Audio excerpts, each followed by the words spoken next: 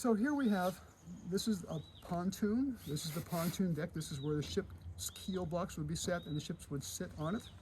There are hinges here to allow the wing walls to be lowered very gradually for shipment while they transition down to the South Pacific and wherever else they're going to go. Inside, the wing walls had all kinds of facilities.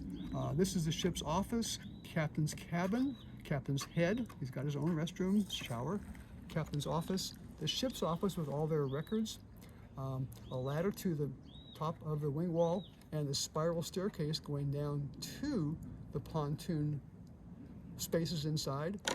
And down below, we have the ballast tanks, 12 of these, 6 on each side.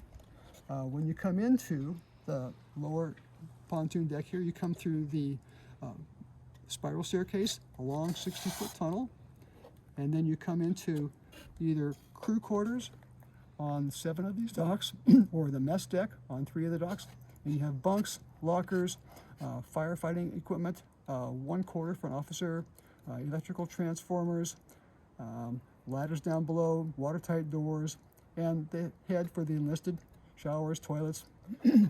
And below that, then you have the operating part of the dock, which has tanks for fresh water.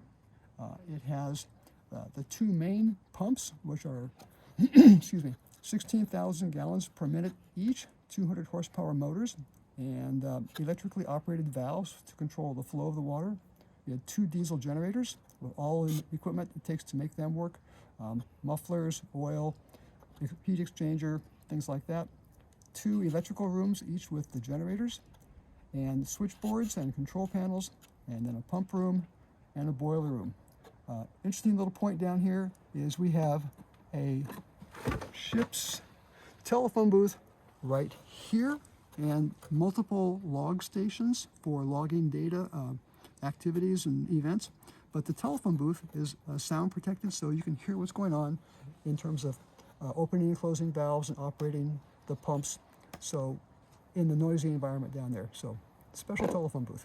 And these blueprints were essential to getting the sizes, positions, dimensions, and just the whole layout for the crew decks and the machinery deck. That was not available. It's hard to get information on the inside of these dry docks. The outside pictures are readily available, but the inside, the blueprints were essential for doing this model.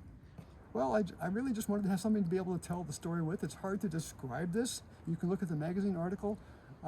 It's all in words, but being able to say this is how this works and this is what does that, and you know how it has lasted. The ones that are still operating are over 80 years old and they're still functional. That's just incredible.